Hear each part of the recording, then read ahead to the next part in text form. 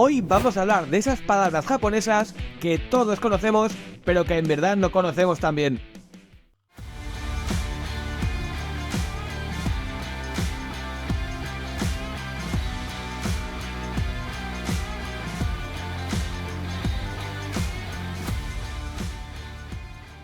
Así que vamos a hablar de 10 palabras hoy. Tsunami. Tsunami. Tsu significa puerto, nami significa ola. Total, una gran ola que va al puerto. Pues lo que es un tsunami. Y ojo que nami no suena a One Piece, pero bueno, ya hablaremos de palabras de anime y manga en otro episodio. Origami. Origami. Ori significa doblar, gami significa papel. Pues eso, origami, doblar papel. Pues lo que hacemos, lo que es el origami. Así que si doblas bien el papel, eres un artista. Karaoke. Karaoke. Hombre, ¿quién no conoce la palabra karaoke? En Japón lo vemos escrito en katakana.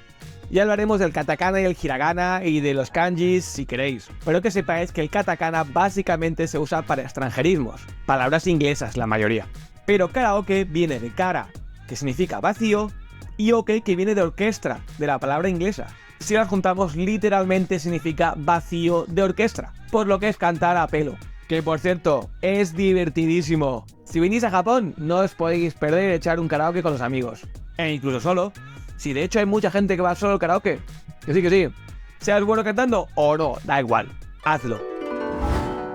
Zen.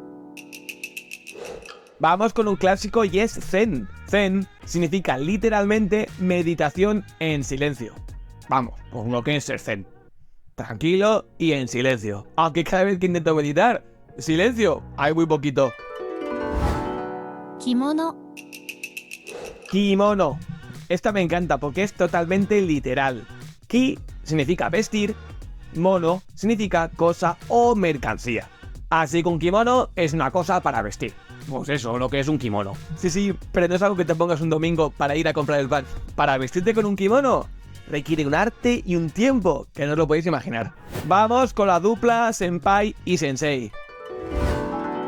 Senpai. Senpai. Sen significa antes o adelante y pai significa compañero o amigo. Así que un senpai es ese compañero o amigo que va adelantado. Pues sí, literalmente lo que son unos senpais. Aquí en la universidad siempre todo el mundo tiene senpais. Con cualquier duda que tengan, al senpai que van. Total, que son compañeros que hacen de guía. Sensei. Sensei. Ojo que el kanji de senpai y sensei, el sen, es el mismo. Como hemos dicho antes, sen significa adelante o antes y sei significa nacer o nacido. Así que un sensei es literalmente el que ha nacido antes. Vamos, un maestro. Un sensei, por tanto, es alguien más mayor y en la sociedad japonesa los mayores están extremadamente respetados. Así que si vais al cole y le decís a vuestro profesor sensei o maestro, le estáis llamando viejo a la cara. Samurai. Samurai. Samurai tiene un kanji propio, solo es un kanji, y significa servir y guerrero. Literalmente es el guerrero que sirve, no que sirve para algo, bueno, que también. Que sí, que servir servía mucho para los señores. Eran reconocidos por su lealtad y su servicio, y llevaban siempre una katana, otra palabra que ya hablaremos otro día. Ninja. Ninja, compuesto de nin, que es espiar o ocultar, y ya, que es persona. Personas que ocultan o personas que espían. No, si los japoneses no se complicaban la vida, con las palabras describían las cosas. A mí es lo que más me encanta de los kanjis y del japonés, que muchas cosas tienen un sentido y describen meticulosamente las cosas. Siempre me he dicho que con lo que mola ser un ninja, no tendrían que haberse escondido, tendrían que haberlo hecho en público, que mola mucho. Ya acabamos con la más divertida y la que más me impresiona. Yakuza. Yakuza. Sí, la palabra es súper extraña. La palabra yakuza viene de ya, 8, ku, 9 y za, 3. No entraremos en detalle, pero cada número se puede pronunciar de diferente manera. Y me diréis, ¿qué relación tiene 893 con la mafia? Pues ahora te lo explico. Pues la historia es buenísima.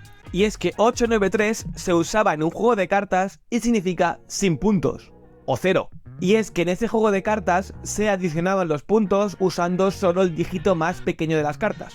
Total, que 8, 9 y 3 dan 20.